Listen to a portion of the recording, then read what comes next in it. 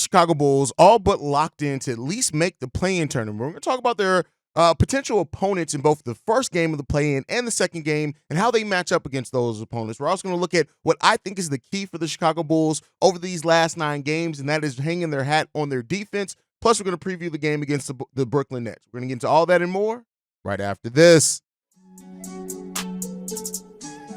You are now tuned in to Chicago Bulls Central, your number one place for all Chicago Bulls news and content.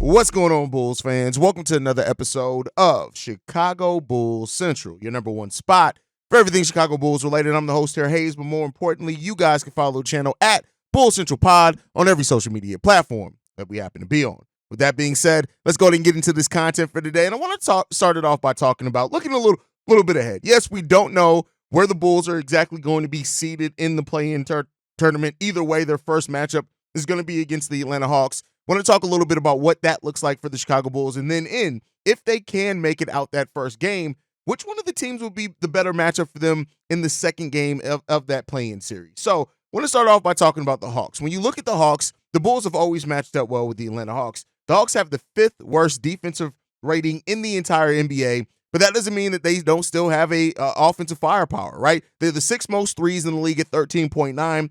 They also have the 3rd most second chance points in the league at 16.2. And those are 2 big areas that kill the Chicago Bulls, especially in close games and playoff atmosphere type teams. The 3 points allowed, we know that the Bulls suffer at really guarding that 3-point line. And the second chance points, because the Bulls don't always get those key momentum changing rebounds. So that could be where the Hawks try to find a little bit of end so far with that said. So you got to look at that. And then not to mention whatever's going on with Trae Young. Now, many Bulls fans are going to say we got the Trae Young stopper in Ayo Dosunmu, and we all know Trae Young is Ayo's son. I think we all know that at this point in time, but you don't want to overlook just how, even though the Hawks are a terrible defensive team, but just how they really can rebound the ball at times and how inconsistent that we have been at rebounding the ball. So the matchup against the Hawks, I get it. A lot of Bulls fans are confident, and they should be confident. And that's if Trae Young even comes back, right? We'll see what happens with that one. There's no really timetable for his return as of right now. And if some people may even look at it and say maybe the Hawks are a little bit more of a dangerous team without Trae Young because of how they've been playing without it. Having DeJounte move back to operating that point guard position. Some people could say that he's better at doing that, at being off ball. So maybe you look at it there. You look at the way that they've been winning, right? And the games they've been winning at. It's not like the Atlanta Hawks are any slouches, right? Because they're not. That's just what comes down to. Even beating the Boston Celtics last night, right? That's crazy what the Atlanta Hawks have been able to do, man. And so the Bulls aren't necessarily locked in to be above the Hawks in the standings. As of right now, with the Hawks winning last night, the Bulls only have a 1-game advantage over the Atlanta Hawks. And so, we're going to continue to see how the Bulls win up into their matchup. But the matchup again on Monday against the Hawks is going to be a big telling thing for how that who has the 9th or the 10th seed. But it comes down to the individual matchups. The Hawks, they can beat the Bulls in the play-in, and the Bulls cannot in any way, because of the defensive limitations of the Atlanta Hawks, make it think like it's going to be a cakewalk. They got to come in there executing. They got to come in there trying to find ways to slow down DeJounte Murray and keep that team off the boards, as well as the 3-point prowess. So, that's something to look out for. I actually, just being honest with you, I would almost say that I feel more confident about the Bulls beating the Atlanta Hawks with Trae Young than without. It's just a weird thing because, Trae Young is such an important part of what that offense is going to do. If he's healthy, offense is going to go through him in a lot of ways. And Iowa's been so good at disrupting Trae Young that I really do feel kind of more confident. But again, the Bulls, if they make it out that first matchup, the first matchup is going to be the Atlanta Hawks. And if they come out of that, there's 3 possible opponents right now for the Chicago Bulls in the second round of that play-in. The Indiana Pacers right now, who are out of the play-in, they are the 6th seed, but they only have a 1-game lead over the Miami Heat. So I'm going to put them on this as well. So you're looking at the Philadelphia 76ers, the Miami Heat, and the Indiana Pacers are the teams that the Bulls could face in the second round of the play-in tournament. And we look at the 76ers right now. They're 1.5 games behind the Indiana Pacers for that 6th seed to avoid having to play in the play-in at all. Joel Embiid's reportedly on pace to come back before the end of the season, so maybe that can make the last week or 2 of the season a little bit more interesting. When you look at it since February, the 76ers have a negative 5.6 net rating, which is 23rd in the NBA over that same amount of time. Their efficiency has taken a hit with Tyrese Maxey, basically being the only scorer that they have down there, and really the linchpin in that offense hugely. The team has a 50.8% field goal percentage, and that's the second worst in the NBA since Joel Embiid went down. The Chicago Bulls are already 2-1 against the Philadelphia 76ers, but one of those wins did come without Joel Embiid on that team. So that's to look at that. But at the end of the day, you look at it, and I feel pretty confident. And that may be crazy to say, especially if Joel Embiid isn't fully healthy. I feel pretty confident about the Bulls' chances against the Philadelphia 76ers. Much like with any matchup that the Bulls have, they're going to have to be locked in both offensively and defensively to really make it work. But this is a team that has not been an efficient team at all. Now, they still put up points, right? And that you can't overlook their ability to still score the basketball, because they have that. But this is a team that isn't the efficient team that it was. Of course, they're not going to be with missing somebody who was an MVP caliber player before he went down. But if Joel Embiid is back in that game, we know the Bulls don't have very many wins over Joel Embiid since he's been in the NBA. So that's something to look out for as well. But I think that depending on what and how that Philly team looks like going into that second round of the play-in, how well is Joel Embiid back from injury, right? Is he fully back to Joel Embiid? Is he a little bit slower? Do we see that he's really, came back too early to help this play-in rush?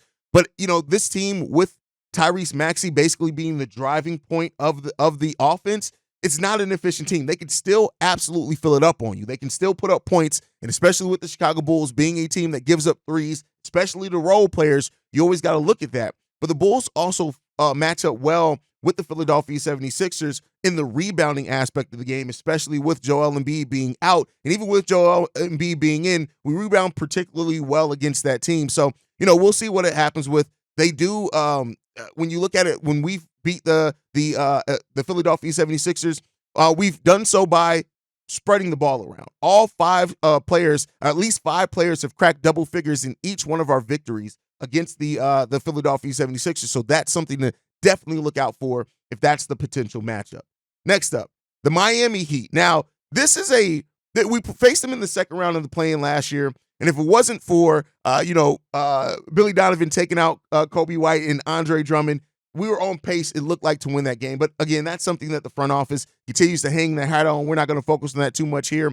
But right now, when you look at it, they had to finish last year's play-in tournament on a 15-1 run to win that game against us. So what does that mean? The Bulls can compete with the Miami Heat, and we've done so this season as well. Now, the Heat are a team that they're so well coached, and they're led by one of the best two-way players throughout his career in Jimmy Butler on the game. He really drives that team. That team takes his heart and uses that to really push it. So far this season, we've played all our games against them this season. We've gone 2-2 over this season. And so when it comes down to it, a game against the Miami Heat is going to turn into a physical matchup. And if the Bulls are ready to really lock in defensively and match that physicality, that's going to be something that could make the determination on if the Bulls can beat that Miami Heat team in a play-in scenario. Also, DeMar DeRozan. I think when you look at how DeMar closes, a team like the Miami Heat, he does really good at closing with. It forces Jimmy Butler to guard him with Kobe and Io stepping up as well. That could open up some lanes for them. So the thing with it is that Eric Spoelstra is such a good coach. And we know that Billy Donovan struggles against great coaches. And that's where it comes down to, I would trust Eric Spoelstra to make the adjustments more than what Billy Donovan would, but it's one game, right? This is not a playoff series. This is one game. And with one game, I know the Chicago Bulls can beat any team with one game, but they have to lock in against the Miami Heat. But the Miami Heat are probably one of the teams I'm most afraid of the Bulls playing in that second round, just because of the execution and the coaching and how that matches up with some of it. And again, I didn't talk about three-point shooting, even though they have, like, Tyler Hero could go off if he's healthy, things like that. Terry Rozier could cause problems for the Chicago Bulls, not necessarily in three-point shooting, but just in his activity and the fact that he doesn't back down as well. Bam and Vooch, that could be an interesting matchup. But I'm probably the most terrified of facing the Miami Heat, no matter what, just because of the coaching that team has. It's so excellent, it's so great that it really could cause the Bulls some problems. And then the last potential matchup, and that's if they even fall into the play-in, is the Indiana Pacers. Yes, we won the series 3-1 against the Indiana Pacers this year. We were the first team to hold them below 100 points on the season, in a game this season. And so could the Bulls be the Indiana Pacers' Achilles heel? We'll see, right? It's worked for us so far. I think Alex Caruso, him guarding Tyrese Halliburton, he makes it hard on Tyrese Halliburton. He's only shot 5 and 15 when guarded by Alex Caruso this season. So that's definitely something to look out for on those possessions. Can Alex Caruso make a big difference in slowing down Tyrese Halliburton? And when you can slow Halliburton down, we know what that does to the Indiana Pacers offense. Then on top of that, Vooch and Andre Drummond have been so difficult for the Pacers to keep off the glass.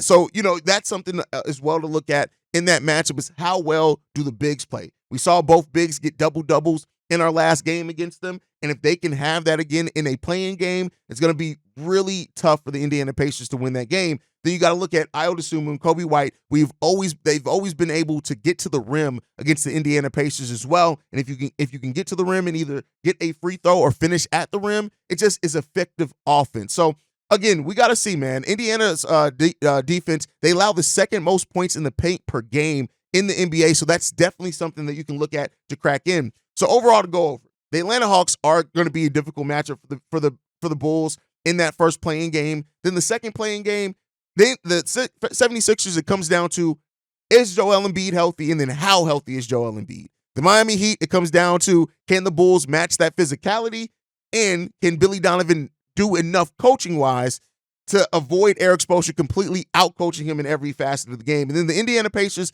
if they are to fall in that play-in and lose their first play-in game to have to go to the second game, I feel confident about the Bulls' ability. So, you look at that and say the Bulls do have a chance to go into the playoffs as the 8th seed. Now, is that the best scenario for the Bulls? That remains to be seen. But regardless of that, right, talking about the play-in scenario now, moving from that, how do the Bulls finish these last 9 games of the season? And I think we saw last night, a couple nights ago, against the Indiana Pacers, the most important thing is the Bulls have to lock in defensively. That is where I would love to see the Bulls hang their hat on for the remainder of the season, is defensively set a tone in every one of these games. If you do that, you put yourself in a position that your offense, that's not the greatest offense. It's towards the lower third of the NBA's where the Bulls' offense is, but it makes the shots that we do take more efficient. It helps us spread the ball around more when we can get in transition naturally by that amazing defense that we have the ability to play. And I'm not putting that all on Javonte Green, right? We know what Javonte Green can and was in that last game for the Chicago Bulls, but it's also on Alex Caruso. It's also on everybody. Team defense has to be important, and the way that you communicate on defense, I would love to see the Bulls over these last 9 games really try to hang their hat on that. Alex Caruso saying this: being consistent with our effort and discipline, knowing the assignments, keeping guys off the free throw line. And he said, consistently, we are a good defensive team. We've had some slippage in that area, but we know we can do it right. And that's what it has to be about for this Bulls team, is doing it right on the defensive side of the ball, taking care of the execution on the defensive side of the ball, allowing your defense to set your offense up for easy shots. That has to be the most important thing. If the Bulls can really adapt and really set in their defensive identity, which is tough to do over 9 games, right? But if you can ride this wave of playing excellent defensively over the last 9 games of the season, that would help you be able to know to do those things in the play-in type area.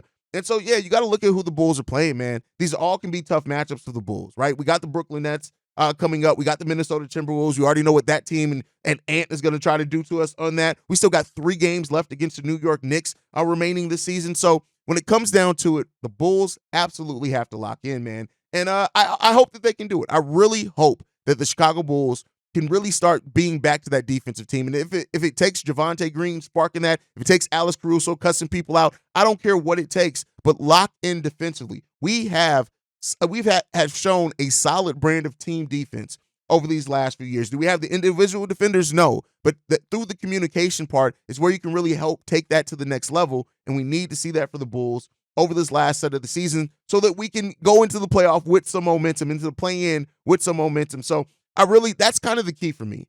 The Bulls over this last 9 games. Defense.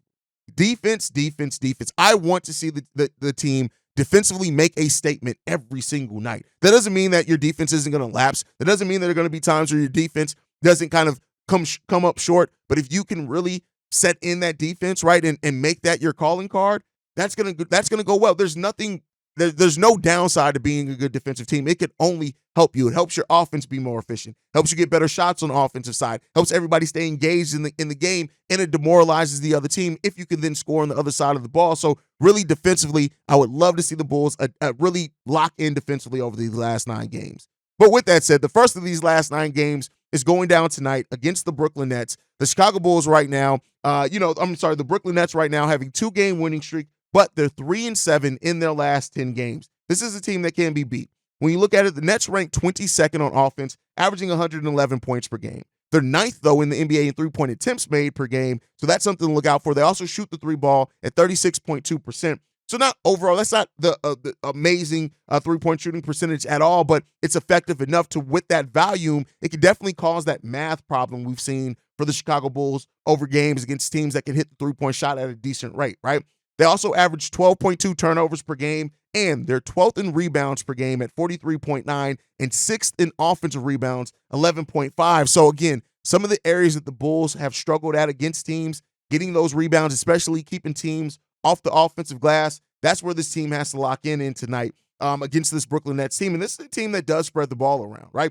We know that the Brooklyn Nets, they have players that are absolutely really solid offensively and defensively. Luckily enough, Cam Johnson's going to be out in this game, so you got to look at that. Dennis Smith Jr. has been marked as day-to-day, so they're not sure if he's going to be able to play. We already know Ben Simmons is out XYZ, but this is still a team regardless of that, whoever's in or out. And as we said many times with the Chicago Bulls team, you cannot allow players to go off on you. Now, Cam Thomas is averaging 21.8 points per game. And we know that he can absolutely fill it up. He's done so against the Bulls before. You also have Mikal Bridges averaging 20.4 points per game as well. So these are players that can come in and cause the Bulls some serious problems. Now, missing Cam Johnson, all right, it's cool, but he's still a big part of that team as well, especially rebounding and shooting the ball wise. So missing him is going to help, especially since the Bulls are playing smaller lineups now. So Cam Johnson being out in this game can be big for the Bulls. But Nick Claxton, their centers, we have to take advantage of it. This is going to be another game where I would really love to see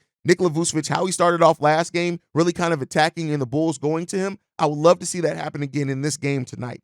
Lock in this game and go to Vooch, go to your bigs, right? Have the bigs. When you look at the big lineup for, they're missing Cam Johnson. They're going to probably be missing Noah Clowney.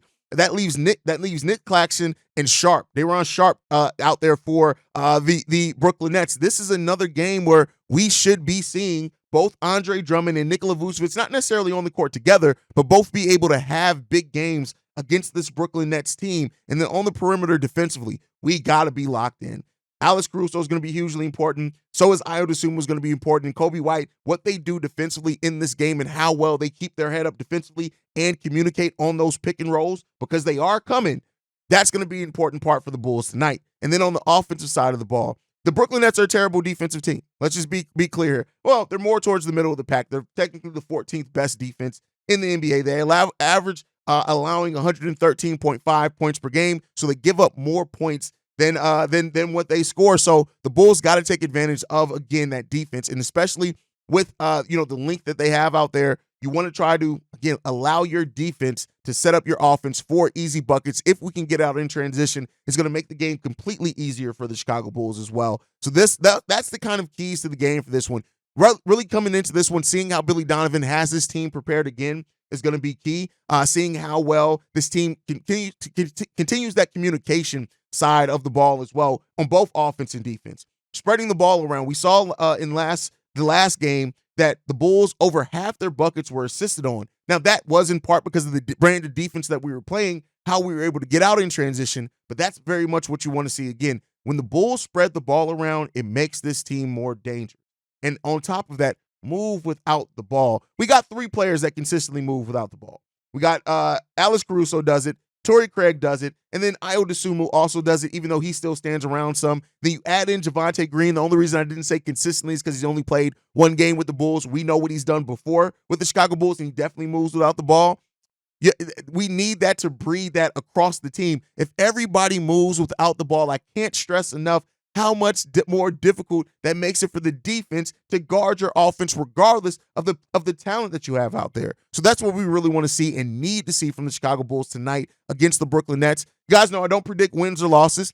I haven't done that almost since I started. I did that initially when I started the show, but I kind of come down off of that. I haven't done that for the most part of the 2 and almost 3 years that this show has been around. I haven't really done that a whole hell of a lot, but the Bulls got to lock in with this game, and this really starts that final 9 games. And can the Bulls continue winning? They're going to need to win about 6, 5 maybe can get it, but about 6 games out of this last 9 if they want to make sure that they eliminate the opportunity for the Atlanta Hawks to pass them up, if that even matters to them, right? Because, again, either way, that first matchup is going to be against the Hawks. If the Bulls are confident, we'll see what happens with that one. But let me know what you guys think on all the topics down below. As always, make sure you're following the show at Bull Central Pod. You can send us any feedback, questions, comments, concerns, bullcentralpod@gmail.com. Lastly, if you want to leave a text message and our voicemail for the mailbag, the number to do so, 773-270-2799. We are the number 1 spot for everything Chicago Bulls related, thanks to you guys. And like I like to end every episode on, go Bulls. Love you guys. See red if you can, y'all. Peace. This has been a presentation of the Break Media.